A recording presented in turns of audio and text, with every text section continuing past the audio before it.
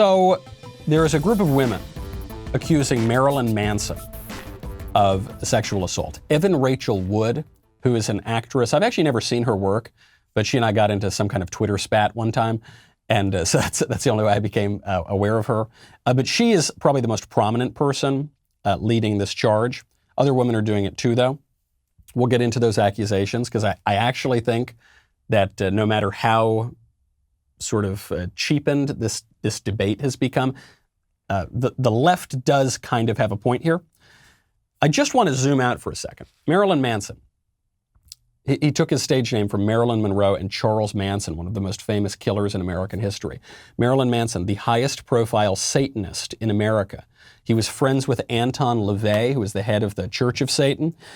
He described himself as a minister in the Church of Satan. He was a devotee of Aleister Crowley, maybe the other most famous Satanist of the last 100 years.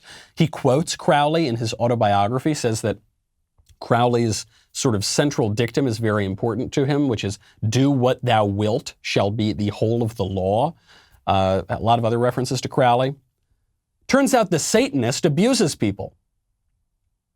Not exactly a man bites dog story. But it is in our culture, because we have so lost our perspective on these things that we would be shocked. We say, oh, there's nothing strange about being a Satanist. No, it's fine. It's actually good. That's good. It's all the same. We can't discriminate. You see this in lawsuits often. You'll have some Satanists suing a church or suing rather a courthouse because they have the Ten Commandments.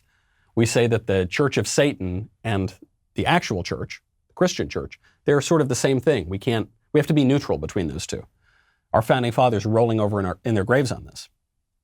But let's get into the actual accusations. Viewer discretion, if people are younger right now listening to this, maybe just close their ears for about a minute or two.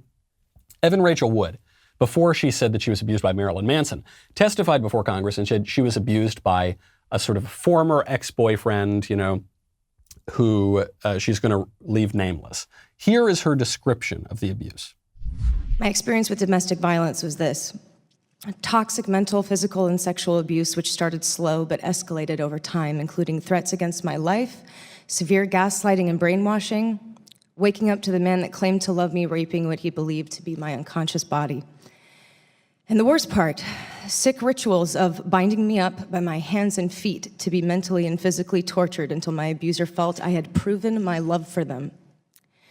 In this moment, while I was tied up and being beaten and being told unspeakable things, I truly felt like I could die, not just because my abuser said to me, I could kill you right now, but because in that moment I felt like I left my body and I was too afraid to run. He would find me. I froze, and it was as if I could see myself from the outside, and for the first time in months, I felt something, utter shame and despair. I had no idea what to do to change my situation, so I went numb, and soon I couldn't feel anything. I wasn't alive. My self-esteem and spirit were broken. Okay, pretty ugly stuff. Jenna Jameson, who is a former porn star, who dated Manson sort of at the height of his fame, didn't describe anything like that, but she did say he bit her. He was very into like biting in sort of a bruising and painful way, and said that he had fantasies about burning her alive. So I guess it does kind of jibe a little bit with what Evan Rachel Wood is describing about the unnamed ex-boyfriend. There are two important parts of this story that show how modern liberal culture exacerbates all of this stuff, right? These left-wing women are not complaining, other than AOC taking a cheap political shot that has nothing to do with the actual issue. These women are not complaining, generally speaking, about conservative men. Marilyn Manson is not exactly a conservative Republican or something. They're complaining about people who buy into this leftist idea. The Me Too movement is focusing on all these leftist dudes, from the sort of least serious accusations. You think of like Aziz Ansari, where they're basically describing this like very crass bad date, or all the way up to Harvey Weinstein. These guys are liberal Democrats, right? So it's whatever the issue is, if it has a political dimension, the political dimension is going to be on the left. In the case of Jenna Jameson's descriptions here, and in the case, at least in part, of Evan Rachel Wood, the sick behavior, that they're describing was consensual. Right? When Evan Rachel Wood's talking about, and we had this ritual that we would do, so we'd do it multiple times, right? If it's a ritual, where he'd tie me up and beat me and say all these horrible, terrible things to me, and it was ruining my self-esteem, but that was obviously consensual. And there are even many people on the right now, certainly the left says this, but even many people on the right who say, look, if it's consensual, it's totally cool. That is the highest political good, is consent. Look, as long as you two consent to it, you can do whatever you want. There's nothing about it. But actual conservatives, conservatives who understand that there is a transcendent moral order, realize, no, things can be done consensually that are still extremely wrong. On paper, not the first part about waking up, but all the rituals, what Evan Rachel Wood is describing was consensual, and it was still wrong. And it was wrong for her to consent to it, I suppose. I mean, wrong just because of how it obviously hurt her and tore her up inside.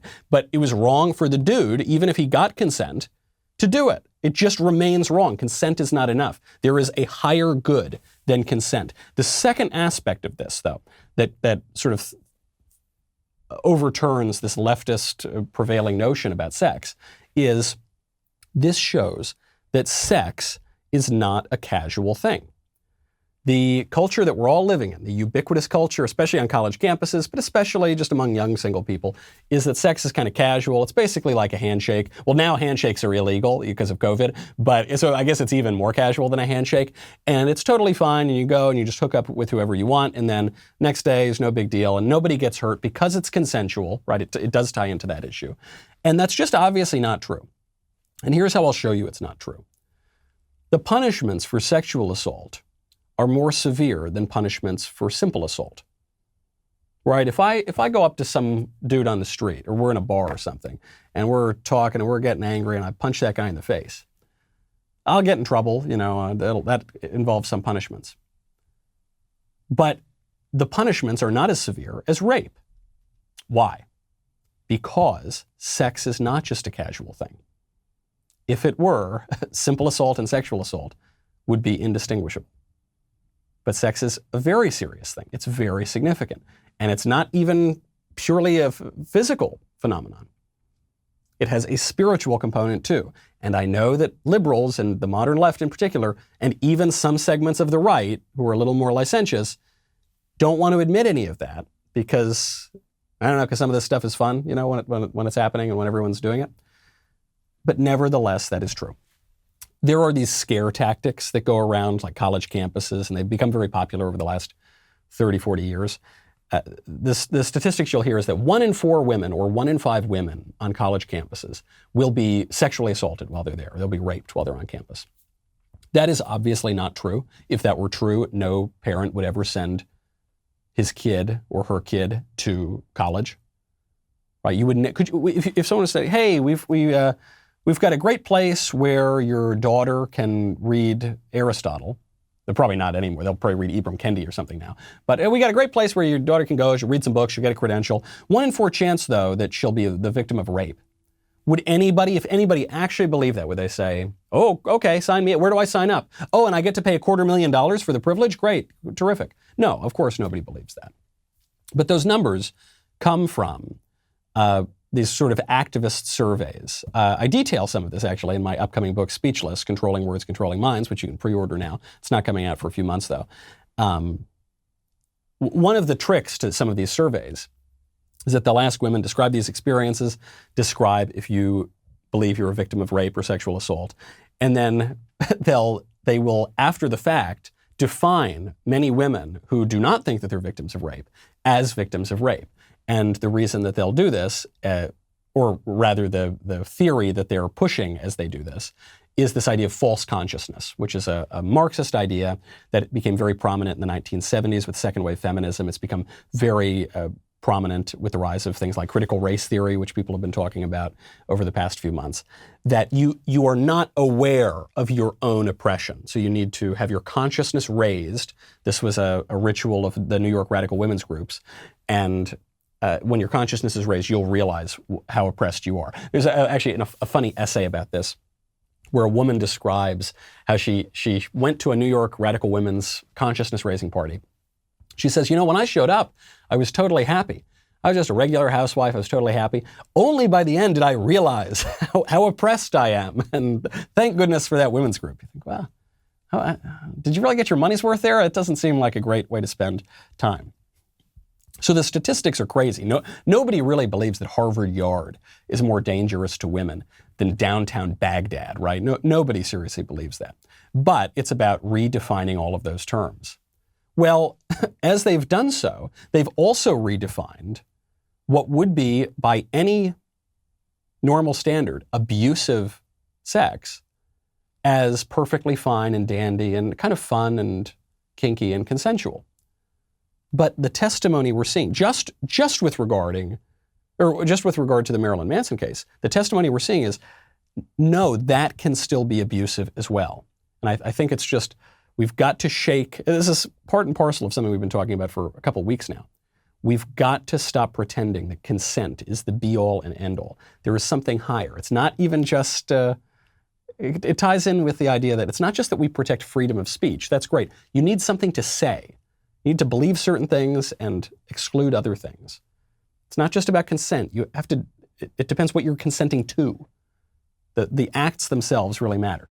If you enjoyed that video, be sure to hit the subscribe button so everyone wading through the wasteland of YouTube knows that we have got the absolute top content out there.